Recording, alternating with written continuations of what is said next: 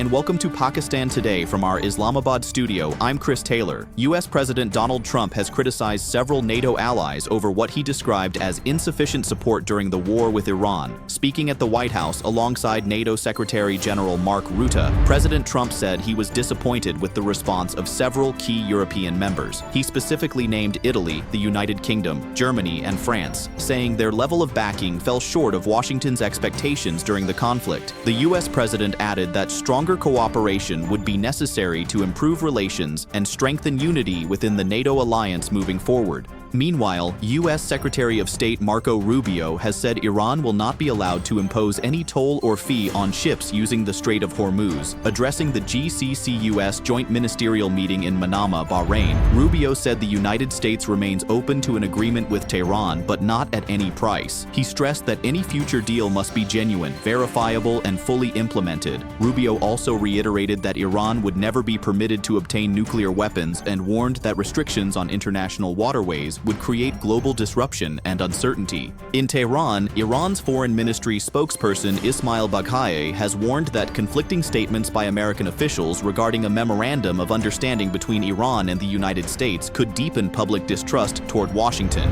Writing on social media platform X, Baghai said such comments would revive memories of previous broken promises and increase skepticism among the Iranian public. He emphasized that the principle of commitment for commitment requires both sides to fully honor their obligations and avoid interpretations that contradict agreed terms. Baghai also accused the United States of contributing to instability in the region and said peace would remain elusive while foreign interference and conflict continue.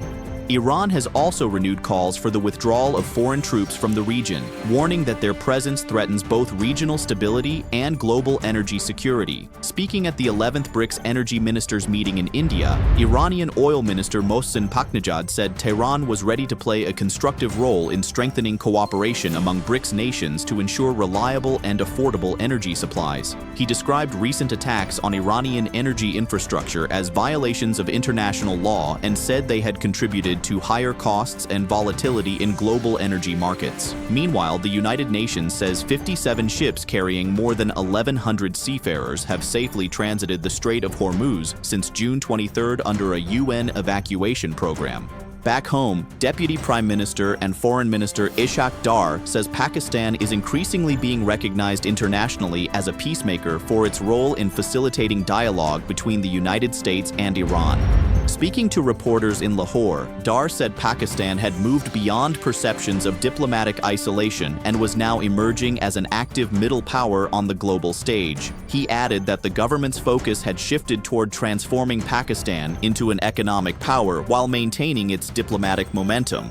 Across Pakistan, tributes are continuing to be paid to the martyrs of Karbala as Muharram-ul-Haram is being observed with deep religious devotion and respect. Authorities have implemented strict security measures nationwide, with additional police, rangers, and other personnel deployed along procession routes. Surveillance at sensitive locations has been enhanced through CCTV systems, walk-through gates, and modern monitoring technology. Traffic management plans are in place in several cities, while mobile phone services will remain partially suspended in selected areas. Officials have confirmed that Orange Line metro train services will continue during the 9th and 10th of Muharram, while Metrobus, electric bus, and speedo bus operations will remain suspended in Lahore, Rawalpindi, Islamabad, and Multan.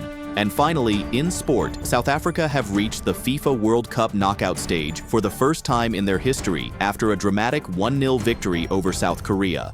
Following an opening 2-0 defeat to Mexico, Bafana Bafana mounted an impressive recovery during the group stage campaign. In the decisive match in Monterrey, Thapelo Maseko scored the winning goal in the second half to secure a historic result for the African side. South Korea surprised supporters by leaving captain Son Heung-min out of the starting lineup, a decision that generated widespread discussion before kickoff. Despite sustained pressure from their opponents, South Africa held firm to seal a memorable qualification for the next round. That's all for now. You're watching Pakistan Today. I'm Chris Taylor.